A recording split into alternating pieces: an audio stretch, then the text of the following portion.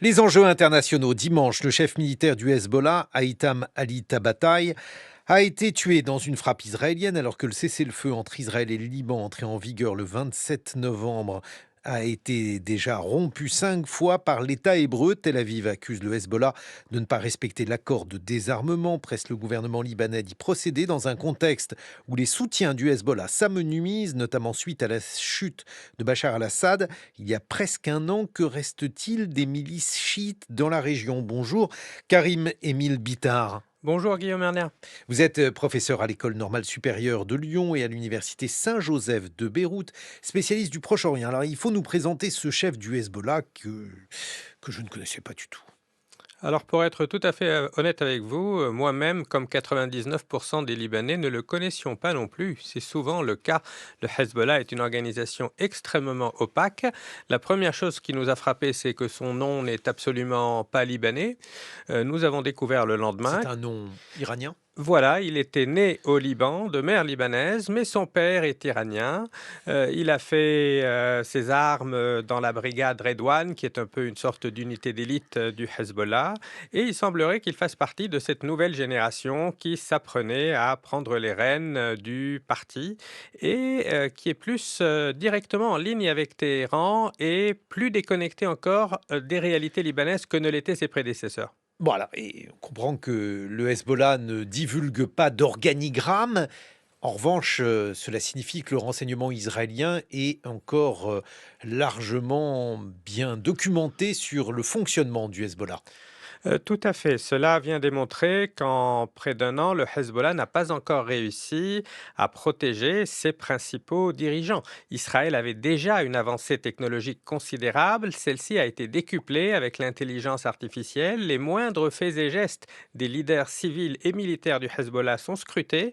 Et depuis le cessez-le-feu, c'est pas moins de 355 cadres du Hezbollah qui ont été ciblés, parfois dans leur voiture, parfois dans leur domicile. Comment l'intelligence artificielle est-elle utilisée dans ce type d'espionnage? Alors, on sait qu'Israël a des relations très solides avec certaines des grandes entreprises de ce secteur. Il y avait déjà Microsoft, il y a aujourd'hui Palantir. Le budget militaire israélien permet d'avoir recours au nec plus ultra de la technologie. Les cadres du Hezbollah en sont conscients, donc ils ne se servent pas de téléphones portables, de smartphones, mais Israël parvient quand même à les localiser. Il y a un an, le chef de la sécurité s'était fait attaqué car il avait été identifié par le portable de sa maîtresse. Il avait miraculeusement survécu à cette tentative d'assassinat et hier, suite à la dernière frappe, il a été fanfaronné disant que le mouvement se réservait le droit de répondre à Israël sans demander l'avis des autorités libanaises, ce qui est encore venu accroître les inquiétudes des Libanais qui se sentent entièrement otages et qui ont le sentiment que leur gouvernement est impuissant face à cette montée aux extrêmes. L'intelligence artificielle, d'après ce que j'ai compris aussi, c'est quelque chose qui permet de suivre, par exemple, alors ce qu'en France on appelait les fadettes, donc autrement dit les appels entre les uns et les autres, de restituer un certain nombre d'appels qui peuvent être perçus comme singuliers. Oui, aujourd'hui, ça va bien au-delà, parce que la fadette, il y a 20 ans, Oui, nous permettait de ça savoir c'était la préhistoire, la que fadette. Karim a appelé Guillaume. Mais aujourd'hui, même sur les messageries chiffrées, même sur Signal et Telegram, qui sont supposément chiffrées, avant même que vous ayez envoyé le message, les services sont capables d'avoir lu ce que j'étais en train de vous écrire. Donc, il n'y a véritablement plus aucune capacité de vivre dans un secret absolu, ce qui a fait la force de ce type de mouvement pendant longtemps, mais ça va dans les deux sens parce qu'Israël aussi n'est pas totalement invulnérable à cela, même si Par exemple. par exemple, il y a quelques années, oui, il y a 2 ou 3 ans, le Hezbollah avait frappé également en ayant très bien localisé certaines cibles. Le Hezbollah aussi bénéficie de renseignements humains en Israël. Ça va dans les deux sens, mais bien évidemment, il y a une dissymétrie, Israël ayant un budget militaire et des moyens technologiques sans commune mesure mesure avec ses adversaires. Le renseignement humain, alors on en parle, on dit que le Hezbollah est gangréné par un certain nombre de personnes qui renseignent Israël. Peut-être l'inverse, je ne sais pas, je vous pose la question. Karim Emile Bitar, qu'en est-il? Pourquoi ces gens-là agissent-ils de cette manière-là aussi? Est-ce qu'ils sont mus par l'appât du gain, par autre chose? Comme souvent dans le recrutement, d'agents, il y a toute une série, de facteurs. L'appât du gain en est un. Il y a aussi peut-être un sentiment de désillusion idéologique. Qu'ils ont été embrigadés dans un parti dont on leur a dit qu'il était surpuissant, qu'il allait les protéger. On se rend compte aujourd'hui que le Hezbollah était incapable de protéger les habitants du Liban Sud. Il n'y avait même pas d'abri, souterrain. Un an après la guerre, on n'a toujours pas financé la reconstruction, alors qu'en 2006, très vite, le Hezbollah avait pris en charge les familles des victimes, etc. Aujourd'hui, ce n'est plus le cas, alors même que les États-Unis nous disent que financièrement, le Hezbollah continue de recevoir des sommes considérables en provenance d'Iran. Donc, il y a la crainte peut-être chez certains dans le milieu social du Hezbollah que ce mouvement soit de plus en plus contrôlé étroitement par l'Iran et se soit éloigné de ce qu'on leur avait vendu, c'est-à-dire quand même également, à côté de cette dimension islamiste, un mouvement nationaliste libanais face à une occupation territoriale. Bon, qu'en est-il de l'efficacité? Ça, c'est un sujet traditionnellement débattu. Qu'en est-il de l'efficacité de ces targeted killings, autrement dit, de ces assassinats ciblés? À quoi cela sert-il? Pourquoi dans ce contexte actuel, Karim Emile Bitar? Alors, pour ce qui est de l'efficacité, on parvient le plus souvent à assassiner la victime, mais au prix de victimes civiles, parce que ce sont des quartiers résidentiels. Il y a à chaque fois beaucoup de victimes civiles. Est-ce que ça atteint Je parlais de l'efficacité en termes stratégiques, puisque quand oui. un chef est tué, il est bien entendu remplacé à brève échéance. Absolument, l'efficacité stratégique est quasiment nulle. Il y a un réservoir inépuisable de gens qui sont prêts à assumer ces jobs, qui ont les compétences techniques pour le faire, mais c'est un message envoyé par Israël à l'aile dure du Hezbollah qu'ils n'autoriseront pas que ce mouvement se remette sur pied. Le problème, c'est que parallèlement, certaines politiques israéliennes viennent donner du grain à moudre à ceux qui, au sein du Hezbollah, refusent de revenir dans le giron de l'État et de rendre leurs armes parce qu'il y a une fuite en avant, un non-respect du cessez-le-feu. Des milliers de violations du cessez-le-feu ont été recensées par l'ONU. Donc le Hezbollah a beau jeu de dire, nous avons encore au Liban 5 collines occupées par Israël. Israël refuse de faire la moindre concession, même à ses alliés américains. Donc nous n'avons aucun intérêt à remettre cet arsenal militaire. Mais alors, justement, là, la situation est différente du fait de la chute de Bachar al-Assad.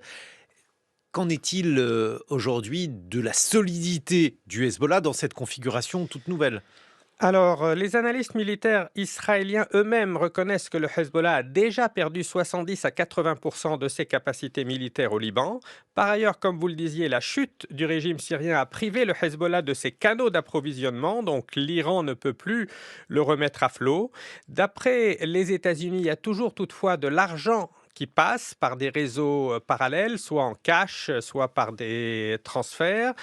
Mais ce n'est pas ça l'essentiel. L'essentiel, c'est que le Hezbollah garde son contrôle, garde un soutien populaire chez une grande partie de la communauté chiite libanaise, environ 60-70%, parce qu'ils ont le sentiment d'être encerclés, d'être seuls contre tous, qu'il y a une sorte de martyrologie qui s'est développée, et aussi, encore une fois, parce que les politiques israéliennes viennent les conforter là-dedans. Et il ne faut pas sous-estimer dans le timing de cette frappe d'avant-hier que les enjeux politiques internes en Israël et puis y contribuer. Il y a des élections dans quelques mois. Frapper des cadres du Hezbollah est populaire en Israël. Monsieur Netanyahou sait que cela pourrait lui permettre de se maintenir encore plus longtemps au pouvoir, de faire un peu Enfin, de taire les remporter voix les de élections. C'est difficile en Israël de reporter complètement Non, les élections, remporté. de reporter Non, complètement je voulais dire qu'il les remporte qu'il les grâce. remporte, absolument, absolument. Cela C'était pourrait aussi l'aider. une Voilà, tactique politique. absolument, et surtout également calmer les ardeurs de tous ceux qui réclament des commissions d'enquête sur le 7 octobre et sur tout ce qui s'est passé par la suite. Donc maintenir la population israélienne dans un climat de guerre, ça l'aide. Donc il y a une sorte de rivalité mimétique, une sorte, je dirais même, d'alliance tacite entre le Hezbollah et Israël. Chacun a besoin de l'autre pour maintenir sa base embrigadée et pour ne pas déposer les armes, ce à quoi aspire une grande partie de la population libanaise et je pense aussi de l'autre côté. Et dans ce contexte, le Liban, quel peut être l'avenir du pays, puisque nous avions les plus grandes inquiétudes sur l'état du pays avant l'offensive israélienne, pendant et maintenant, bien sûr, cette inquiétude demeure. Il y a toutes les raisons d'être inquiet. Une parenthèse d'optimisme s'était ouverte avec l'élection d'un nouveau chef de l'État, la nomination d'un nouveau gouvernement. Cette parenthèse est en train de se refermer. Les Libanais ont le sentiment que leur leadership est velléitaire, mais pas véritablement capable de restaurer la souveraineté de l'État sur l'ensemble du territoire, que ce pays est toujours un État tampon, pris dans cette guerre par procuration irano-israélienne. Mais là aussi, il y a une responsabilité américaine importante, car l'Amérique et la France sont censés être les garant de ce cessez-le-feu. Le gouvernement libanais a pris une décision historique de désarmer le Hezbollah et toutes les factions armées palestiniennes, mais l'Amérique n'a pas réussi à obtenir de M. Netanyahou la moindre concession, c'est-à-dire même l'idée qu'une fois que le Hezbollah sera désarmé, on se retirerait du sud Liban. Et pour faire la transition avec l'immobilier, il y a même des groupes extrémistes en Israël qui recommencent à parler de coloniser le sud Liban et qui commencent déjà de proposer à la vente les terrains qu'ils espèrent contrôler encore dans un an ou deux. Bon, c'est un immobilier un peu particulier avec une recherche de foncier, disons, atypique. Juste un mot pour conclure, Karim Émile Bitar, sur l'économie du Liban, puisque vous parlez d'immobilier, indépendamment de ça, là aussi, on était très inquiet à ce sujet.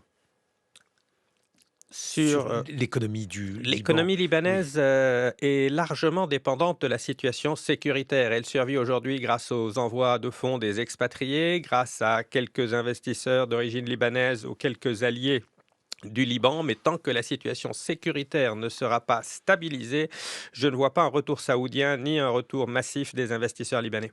Merci beaucoup, Karim Émile Bitar. Je rappelle que vous êtes professeur à l'École Ça, normale c'était supérieure de Lyon et à l'Université Saint-Joseph de Beyrouth.